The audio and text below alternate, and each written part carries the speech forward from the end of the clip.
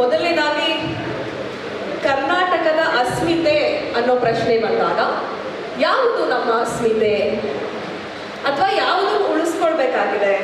ಕರ್ನಾಟಕದ ಅಸ್ಮಿತೆ ಅಥವಾ ಭಾರತದ ಅಸ್ಮಿತೆ ಅಂತ ಹೇಳಿದ್ರೆ ಹಿಂದೂ ವರ್ಸಸ್ ಮುಸ್ಲಿಂ ಏನು ನಡೀತಾ ಇರುತ್ತೆ ಇದನ್ನ ಉಳಿಸ್ಕೊಂಡು ಬರೀ ಕೋಮು ಸೌಹಾರ್ದತೆಯನ್ನು ಮುಂದುವರಿಸ್ಕೊಂಡು ಹೋಗುವಂಥ ಒಂದು ಪಾಪ್ಯುಲಿಸ್ಟಿಕ್ ಸ್ಟ್ರಕ್ಚರ್ ಏನಿದೆ ಇದನ್ನಷ್ಟನ್ನೇ ಮಾಡ್ಕೊಂಡು ಹೋಗೋದಾ ಅಂತ ನೋಡಿದ್ರೆ ಇಲ್ಲ. ಅಸ್ಮಿತೆ, ಯಾರ ಅಸ್ಮಿತೆ ಉಳಿಬೇಕಾಗಿರುವಂಥದ್ದು? ಅಸ್ಮಿತೆಯನ್ನ ಉಳಿಸುವ ಪ್ರಶ್ನೆ ಅಥವಾ ಅಸ್ಮಿತೆಯನ್ನ ಉಳಿಸಿಕೊಳ್ಳುವಂತಹ ಒಂದು ದರ್ದು ಭಾರತೀಯರಾಗಿರುವಂತಹ ಅಥವಾ ಭಾರತೀಯ ಮುಸಲ್ಮಾನರು ಅಥವಾ ಕರ್ನಾಟಕದ ಮುಸಲ್ಮಾನರದ್ದಲ್ಲ. ಇದನ್ನ ನಾವು ವೆರಿ ಕ್ಲಿಯರ್ಲಿ, ನಾನು ಪ್ರಾಕ್ಟಿಕಲ್ ಆಗಿ ಹೇಳ್ತೀನಿ, ವೆರಿ ಕ್ಲಿಯರ್ಲಿ ನಾವು ಇದನ್ನ ಫಸ್ಟ್ ಅರ್ಥ ಮಾಡ್ಕೊಂಡ್ಬಿಡ್ಬೇಕು. ಅಸ್ಮಿತೆ ಉಳಿಬೇಕಾಗಿರೋದು ಯಾರ್ದು? ಅಸ್ಮಿತೆ ಉಳಿಸ್ಬೇಕಾಗಿರೋದು ಯಾರ್ದು ಅಂತ ಹೇಳಿದ್ರೆ, ಅಸ್ಮಿತೆ ಉಳಿಸ್ಬೇಕಾಗಿರುವಂಥದ್ದು ನಾವು ಇವತ್ತು ವೈಷ್ಣವ ರಾಮನನ್ನ ಆರಾಧನೆ ಮಾಡೋದಕ್ಕೆ ಶೈವ ಮಂದಿರಗಳನ್ನ ಬಿಟ್ಕೊಡ್ತಿಲ್ಲ. ಶೈವ ಮಂದಿರಗಳನ್ನ ಬಿಟ್ಕೊಡ್ತೀರಾ ಅಂತ ಕೇಳಿ ಶೈವರ ಅಸ್ಮಿತೆಯನ್ನ ಇವತ್ತು ನಾವು ಜಾಗರೂಕಗೊಳಿಸಬೇಕಾಗಿದೆ. ಕರ್ನಾಟಕದಲ್ಲಿ ನಾಥ ಪಂಥದ ಅನುಯಾಯಿಗಳಾಗಿರುವಂಥವರು ಯಾವ ರೀತಿ ಯಾವ ಪಥದಲ್ಲಿ ಹೋಗ್ತಾ ಇದ್ದಾರೆ ಅನ್ನುವಂಥದ್ದು ಗೊತ್ತಾಗ್ತಾ ಇದೆ. ಆ ನಾಥ ಪಂಥವನ್ನ ಅವರ ಅಸ್ಮಿತೆಯನ್ನ ಉಳಿಸುವಂತ, ಅವರ ಅಸ್ಮಿತೆಯ ಬಗ್ಗೆ ಜಾಗರೂಕತೆಯನ್ನ ಮೂಡಿಸುವಂತ ಕೆಲಸವನ್ನ ನಾವು ಮಾಡಬೇಕಾಗಿದೆ. ನಮ್ಮೂರಲ್ಲಿರುವಂತಹ ಅಮಾರಮ್ಮ, ಕಾಳಮ್ಮ, ಈ ದೇವರುಗಳ ಅಸ್ಮಿತೆಗಳಿದೆಯಲ್ಲ, ಅಂದ್ರೆ ನಾವು ಇಂಡಿಯನ್ಸ್, ನಾವು ಕಂಪ್ಲೀಟ್ಲಿ ಧಾರ್ಮಿಕವಾಗಿ ಇರುವಂತವರು, ಇದನ್ನ ನಾವೆಲ್ಲರೂ ಒಪ್ಕೊಳ್ಳೇಬೇಕಾಗುತ್ತೆ. ಇವತ್ತು ಭಾರತ ದೇಶದಲ್ಲಿ ನಾವ್ಯಾರು ಒಂದಷ್ಟು ಜನ ಇಲ್ಲ ಎಲ್ಲ ಧರ್ಮಗಳನ್ನ ಬಿಟ್ಟು ಮಾತಾಡ್ತೀವಿ, ಜಾತಿಗಳನ್ನ ಬಿಟ್ಟು ಮಾತಾಡ್ತೀವಿ ಅಂತ ಅಂದ್ರೂ ಪ್ರಾಕ್ಟಿಕಲಿ 97 to 99% ಜನಗಳು ಇಲ್ಲಿ ಧರ್ಮಗಳನ್ನ, ತಮ್ಮ ಜಾತಿಗಳನ್ನ, ತಮ್ಮ ಕಲ್ಚರ್ಗಳನ್ನ ಒಪ್ಪಿಕೊಂಡು ನಡೀತಾ ಇರೋದ್ರಿಂದ ಇವತ್ತು ನಮ್ಮ ಪ್ರಶ್ನೆ ಆಗ್ಬೇಕಾಗಿರುವಂಥದ್ದು ಅಥವಾ ನಾವು ಅರಿವು ಮೂಡಿಸ್ಬೇಕಾಗಿರುವಂಥದ್ದು ನಮ್ಮ ಅಸ್ಮಿತೆಯ ಉಳಿವಿಗಾಗಿ ಬಿಜೆಪಿ ಅಥವಾ RSS ಈ ಎಲ್ಲ ಅಸ್ಮಿತೆಗಳನ್ನ, ನಮ್ಮ ಸಾಂಸ್ಕೃತಿಕ ಅಸ್ಮಿತೆಯನ್ನ, ನಮ್ಮ ಧಾರ್ಮಿಕ ಅಸ್ಮಿತೆಗಳನ್ನ, ಜೊತೆಗೆ ನಮ್ಮ ಕಲ್ಚರಲ್ ಮೇಜರ್ ಪಾರ್ಟ್ ಅಂತ ಕರಿತೀವಿ. ಈಗ ಕುವೆಂಪು ಅವರು ನಾಳೆ ದಿನ ಏನ್ ಮಾಡ್ತಾರೆ? ಇದೆ RSS ಬಿಜೆಪಿ ಬಂದ್ರೆ ನಾವು ಅರ್ಥ ಮಾಡ್ಕೊಳ್ಬೇಕಾಗಿರುವಂಥದ್ದು, ಕುವೆಂಪುರವರನ್ನ ಅಪ್ರಸ್ತುತ ಮಾಡ್ತಾರೆ. ಲಿಂಗಾಯತ ಸಮುದಾಯದವರು ಅಥವಾ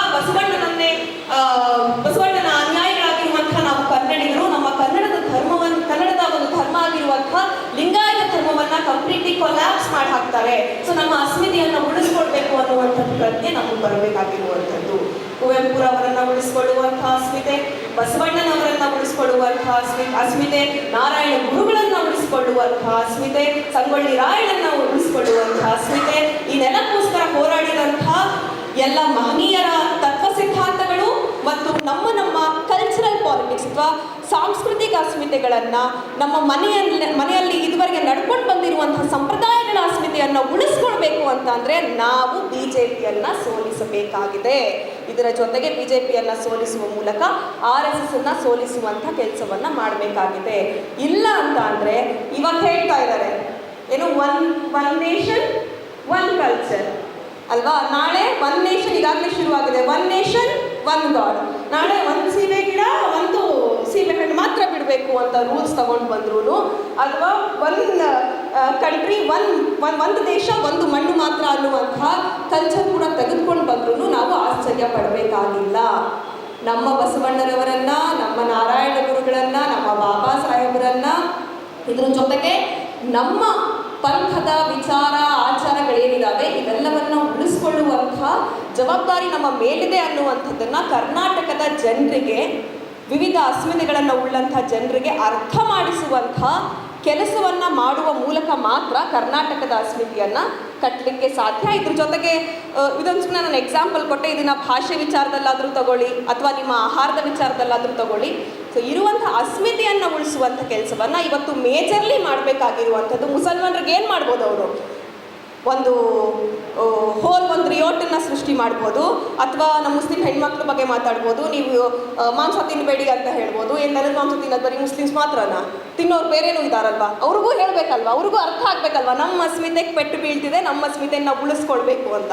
ಸೊ ಮುಸಲ್ಮಾನರು ಒಂದು ಟೂಲ್ ಅಷ್ಟೇ, ಆದರೆ ಮುಖ್ಯವಾದಂಥ ಗುರಿ ಇರುವಂಥದ್ದು ಈ ದೇಶದ 90% ಇರುವಂಥ ತಳ ಸಮುದಾಯಗಳು, ಶೂದ್ರ ವರ್ಗಗಳು, ಕರಸೇವೆಯನ್ನು ಮಾಡೋದಕ್ಕೆ, ಇಟ್ಟಿಗೆ ಹೊರೋದಕ್ಕೆ, ಅಲ್ಲೇನೋ ಜೈಕಾರ ಕೂಗೋದಕ್ಕೆ, ಕೇಸ್ ಹಾಕಿಸ್ಕೊಳ್ಳೋದಕ್ಕೆ, ಕಂಪ್ಲೇಂಟ್ ಹಾಕಿಸ್ಕೊಳ್ಳೋದಕ್ಕೆ ಎಲ್ಲದಕ್ಕೂ ಬೇಕಾಗಿರುವಂಥದ್ದು ಶೂದ್ರರು.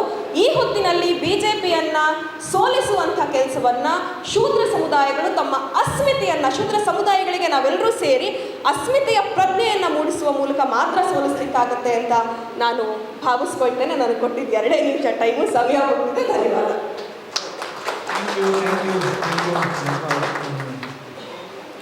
ಈಗ ನಮ್ಮ ಜೊತೆ ಇನ್ನೊಬ್ಬ ಮಹಾನ್ ವ್ಯಕ್ತಿ ಮಕ್ಕಳು ಡಾಕ್ಟರ್ ರಮೇಶ್ ಬೆಲ್ಲಂಕೊಂಡ ಅವರಿದ್ದಾರೆ. ಅವರು ಆಮ್ ಆದ್ಮಿ ಪಾರ್ಟಿಯಲ್ಲಿದ್ದವರು ಸಮಾಜಕ್ಕಾಗಿ ಏನೋ ಮಾಡಬೇಕು ಅಂತ ನಮ್ಮ ವೃತ್ತಿಯನ್ನು ಬೇರೆ ರೀತಿಯಲ್ಲಿ ಮಾಡಿ ಬೇರೆ ಬೇರೆ ಅನೇಕ ಎಕ್ಸ್ಪೆರಿಮೆಂಟ್ಗಳು ಮಾಡಿದ್ದಾರೆ. ಸೊ ತುಂಬ ಇದೆ ಹೇಳ್ಬೇಕಾದ್ರೆ. ಸೊ ಅವರು ನಮ್ಮ ಜೊತೆ ಇದ್ದಾರೆ. ಅವರು BJPಯನ್ನು ಯಾಕೆ ಸೋಲಿಸಬೇಕು, ಅವರ ಕಾರಣಗಳನ್ನು ನಮ್ಮ ಮುಂದೆ ಇದ್ದಾರೆ. ಸೊ 2 ನಿಮಿಷ ಇದೆ ಸರ್ ಸಮಯ. 2 ನಿಮಿಷದಲ್ಲಿ ತಮಗೆ